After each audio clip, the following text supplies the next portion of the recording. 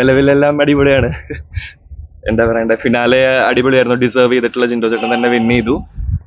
പിന്നെ second Jasmine വരുന്നത് എനിക്ക് കുറച്ചുകൂടി ഉണ്ടായിരുന്നു. എന്നാലും അർജുൻ ആണെങ്കിലും അടിപൊളിയാണ്. അപ്പൊ എന്തായാലും ഡിസേർവിംഗ് പീപ്പിൾ തന്നെ വിൻ ചെയ്തു. എന്തുകൊണ്ടാണ് ജാസ്മിൻ സെക്കൻഡ് വരണമെന്ന് ആഗ്രഹിച്ചത്? എന്റെ പേഴ്സണലി എന്റെ ഫ്രണ്ടാണ് ജിൻഡോ ചേട്ടനും ജാസ്മിനും. പിന്നെ നല്ലോണം കണ്ടന്റ് കൊടുത്തിട്ടുണ്ട്. ഒരു ആസ് എ ഷോ ഏറ്റവും കൂടുതൽ കണ്ടന്റ് കൊടുത്ത ഒരാളും കൂടിയാണ്. എന്നാലും തേർഡ് പൊസിഷൻ ഓൾസോ അടിപൊളിയാണ്. അത് കാരണം ഡിസേർവിംഗ് ആണ്. ഈ ജാസ്മിൻ ആണ് കൂടുതലും കണ്ടന്റ് ക്രിയേറ്റ് ചെയ്തതെന്ന് പറയുന്നുണ്ടല്ലോ. അപ്പം അത്തരത്തിലുള്ള ഒരു ഡിസ്കഷൻ ഒക്കെ എങ്ങനെയായിരുന്നു നോക്കി കണ്ടോണ്ടിരുന്നത്? പുറത്തുള്ള ഡിസ്കഷൻസോ? അല്ല, അതൊരു ഗെയിം ഷോ അല്ലേ. അപ്പൊ ഒരു ഗെയിം ഷോയുടെ ഭാഗമായിട്ട് അവർ കുറെ കണ്ടന്റ് കൊടുക്കാൻ വേണ്ടി ശ്രമിച്ചിട്ടുണ്ടാവും. അത് അവരുടെ ഗെയിമാണ്. അത് സക്സസ് ആയതുകൊണ്ടാണല്ലോ അവർ ഫിനാലെ വരെ എത്തി നിൽക്കുന്നത്. അപ്പൊ പിന്നെ പുറത്തത്തെ നെഗറ്റീവ് അങ്ങനെയൊന്നും നമ്മൾ നോക്കേണ്ട ആവശ്യമില്ല. ആസ് എ ഗെയിമർ ഒരു അടിപൊളി ഗെയിമറാണ്. ബ്രോയുടെ ഒരു ജീവിതത്തിൽ വലിയൊരു തിരിച്ചുവരവായിരുന്നു ബിഗ് ബോസ് എന്ന് പറയുന്ന ഒരു ഷോ എന്ന് പറയുന്നത്. ജീവിതം മാറ്റിമറിച്ചൊരു ഷോ കൂടെ തന്നെയാണ്. എന്ത് തോന്നുന്നു, ബിഗ് ബോസ് ഷോ എന്താണ് സമ്മാനിച്ചത് ജീവിതത്തിൽ? ബിഗ് ബോസിൽ ഞാൻ മുന്നേ പറഞ്ഞ പോലെ തന്നെ അത് വിൻ ചെയ്തില്ലെങ്കിലും ലൈക്ക് എൻ്റെ ലൈഫ് ഭയങ്കര ചേഞ്ച് ആയി. ഞാനിപ്പം എൻ്റെ ഫാമിലി ആണെങ്കിലും റിലേറ്റീവ്സ് ആണെങ്കിലും എല്ലാവരും ആക്സെപ്റ്റ് ചെയ്തു. ഫസ്റ്റ് ഞാൻ വന്നപ്പോൾ ഞാൻ വീട്ടിൽ പറയാതെ വന്നു എന്ന് പറഞ്ഞിട്ട് ഇപ്പം ഞാൻ ഫിനാലേക്ക് വരുമ്പോൾ വീട്ടുകാരെന്നെ എല്ലാ ഷോപ്പിംഗ് ചെയ്ത് പാക്ക് ചെയ്ത് എല്ലാവരുടെയും ഫുൾ സപ്പോർട്ട് കൂടി വരുന്നത്. അപ്പം റിയലി ഹാപ്പി. അമ്മ കണ്ണ് നിറഞ്ഞിട്ടാണ് അന്ന് ഒരു ദിവസം ഒരു വീഡിയോ കണ്ടിരുന്നത്. ഇപ്പൊ എത്രത്തോളം ഇപ്പോൾ സന്തോഷമാണ് ഫാമിലി മൊത്തത്തിൽ? ഫാമിലി ഭയങ്കര സന്തോഷമാണ് ഈ ഷോ കൊണ്ട്. ഇപ്പം അമ്മ ചേച്ചിയോടൊപ്പം ചെന്നൈയിലായിരുന്നു. ഇപ്പൊ വീട്ടിലിട്ട് വന്നിട്ടുണ്ട്. ഇപ്പൊ എല്ലാം അടിപൊളിയായി പോകുന്നു. എല്ലാവരും ഹാപ്പിയാണ്. ഒരു റിയൽ ഗെയിമർ എന്ന് പറഞ്ഞാൽ ആരുടെ പേരായിരിക്കും പറയാൻ പറ്റുക?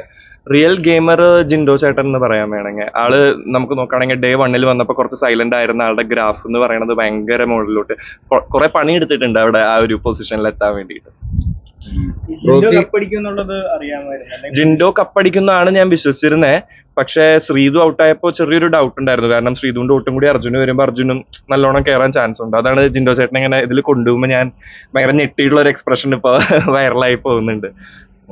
ബിഗ് ബോസ് മുന്നേ പോകുന്നതിൽ മുന്നേ എങ്ങനെയായിരുന്നു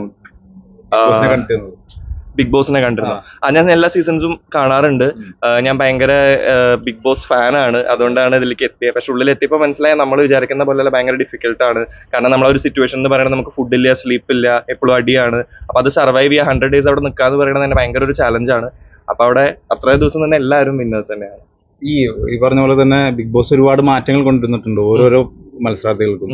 എന്ത് മാറ്റമാണ് മീൻസ് എന്റെ ക്യാരക്ടറിലുള്ള മാറ്റമാണോ? എന്റെ ക്യാരക്ടറിൽ മാറ്റം എന്ന് പറഞ്ഞു കഴിഞ്ഞാൽ എന്റെ മനസ്സിലാക്കാൻ സാധിക്കില്ല നമുക്ക് ഓരോ. അതെ. എന്റെ ഇപ്പം എത്രത്തോളം എപ്പിസോഡിൽ കാണിച്ചിട്ടുണ്ടെന്ന് അറിയില്ല. എനിക്ക് കുറച്ച് ആങ്കർ ഇഷ്യൂസ് ഒക്കെ ഉള്ള ഒരാളാണ്. അപ്പൊ തുടക്കത്തിൽ വന്നപ്പോൾ കുറച്ച് ഉണ്ടായിരുന്നെങ്കിലും പിന്നീട് അത് കുറച്ച് കൺട്രോൾ ചെയ്യാൻ പറ്റി. പിന്നെ ഞാൻ എപ്പോഴും ഇൻഡിപെൻഡന്റ് ആയി നിൽക്കുന്ന ആളായതുകൊണ്ട് തന്നെ കുക്കിംഗ്, ക്ലീനിങ് അതൊക്കെ ഞാൻ തന്നെയാണ് ചെയ്യുന്നത്. അതുകൊണ്ട് അതിൽ വലിയ മാറ്റമൊന്നുമില്ല. എന്നാലും ഇത് കാണുമ്പോൾ നമുക്ക് എന്റെ റിയൽ ക്യാരക്ടർ എന്താണെന്ന് കുറച്ചുകൂടി മനസ്സിലാക്കാൻ പറ്റി. ഫ്യൂച്ചർ പ്ലാൻസ് ഞാനൊന്നും പ്ലാൻ ചെയ്തിട്ടില്ല. ഞാൻ പറഞ്ഞ പോലെ ഞാൻ കുറച്ച് മോഡലിങ്ങിലൊക്കെ ഇൻട്രസ്റ്റ് ഉള്ളത് കൊണ്ട് ഇപ്പൊ കുറച്ച് ഷോസ് ഒക്കെ കിട്ടി. ഞാനിപ്പോ തൃശ്ശൂർ ഷിയാസിക്കേന്റെ ഒപ്പം ഒരു റാമ്പ് ചെയ്തു. അങ്ങനെ കുറച്ച് ഗസ്റ്റ് ഒക്കെ ആയിട്ട് അല്ലറ ചില്ലറ പരിപാടികളായി പോകുന്നു.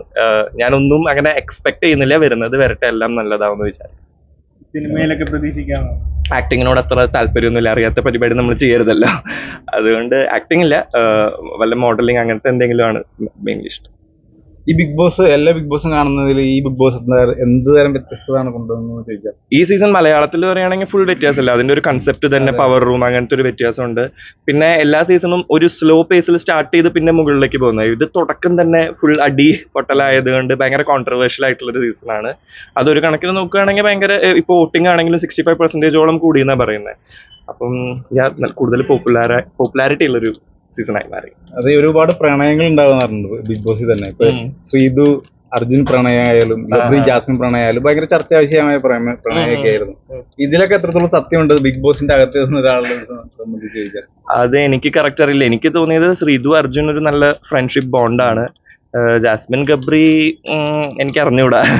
അവർ കണ്ടന്റിന് വേണ്ടിയിട്ട് ചെയ്തതാണോ അല്ലെങ്കിൽ കണ്ടന്റിന് വേണ്ടിയിട്ട് ചെയ്തതാണെന്ന് ഒരു പോയിന്റിൽ എനിക്ക് തോന്നിയിരുന്നു. പക്ഷെ ഇപ്പം ഷോ കഴിഞ്ഞിട്ടായാലും അവരുടെ ബോണ്ട് നമ്മളിപ്പോ സ്റ്റേജിന്റെ ബാക്ക് സ്റ്റേജിൽ കാണുമ്പോൾ അവർ എപ്പോഴും ഭയങ്കര ക്ലോസ് ആണ്. ഗബ്രിക്കായാലും ജാസ്മിൻ ജയിക്കണം എന്നുള്ളൊരു ഭയങ്കര ജെനുവിൻ ആയിട്ടുള്ള ഒരു ഫീലിംഗ് ഉണ്ട്. അപ്പൊ മേ ബി ജെനുവിൻ ഫീലിംഗ്സ് തന്നെ ആയിരിക്കാം. നമ്മളാരും അല്ലല്ലോ ജഡ്ജ് ചെയ്യാൻ. എല്ലാം അതായത് ഉള്ളിൽ നിങ്ങൾ ഭയങ്കര കോമ്പറ്റീഷൻ ഭയങ്കര പഴക്കം കാര്യങ്ങളൊക്കെ ആയിരുന്നു. പുറത്തേക്ക് വരുമ്പോ അതിന്റെ ഒരു ആസ്പെക്ട് നമ്മൾ കാണുന്നുണ്ട് സോഷ്യൽ മീഡിയയിലൊക്കെ ആണെങ്കിലും. നിങ്ങൾ അഭിഷേകമല്ല ബാക്കിയുള്ള അപ്പൊ എങ്ങനെയായിരിക്കും ഇപ്പൊ സീസൺ കഴിഞ്ഞ് അവസാനത്തെ ഫിനാലൊക്കെ കഴിഞ്ഞ് ഇനി നിങ്ങൾ എല്ലാവരും കൂടെ ഉള്ള ഒരു സൗഹൃദം എങ്ങനെയായിരിക്കും? എനിക്കതിനെ കുറിച്ച് അറിയില്ല. കാരണം ഇപ്പൊ നമ്മൾ ഇതിലൊക്കെ നോക്കുകയാണെങ്കിൽ, സോഷ്യൽ മീഡിയയിൽ നോക്കുകയാണെങ്കിൽ എല്ലാവരും ഇപ്പൊ നല്ല ഹാപ്പി ആയിട്ടിരിക്കും. ഇപ്പൊ ആഫ്റ്റർ പാർട്ടി ഇന്നലെ ഉണ്ടായിരുന്നപ്പോഴും എല്ലാവരും പറഞ്ഞു തീർത്തു. ജാനുവും അർജുനും ചെറിയൊരു ഇഷ്യൂ ഉണ്ടായിരുന്നു, അവര് പറഞ്ഞു തീർത്തു.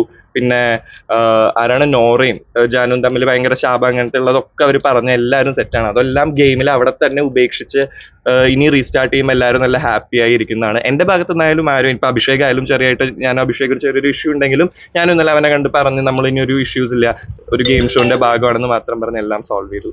എല്ലാം ഹാപ്പി ആയിരിക്കും എന്ന് വിശ്വസിക്കുന്നത് എന്റെ ഭാഗത്തു നിന്നായിരിക്കും. അപ്പൊ ബ്രോയ്ക്ക് എല്ലാവിധ ആശംസകളും ഫ്യൂച്ചർ അടിപൊളിയാവട്ടെ. Thank you so much.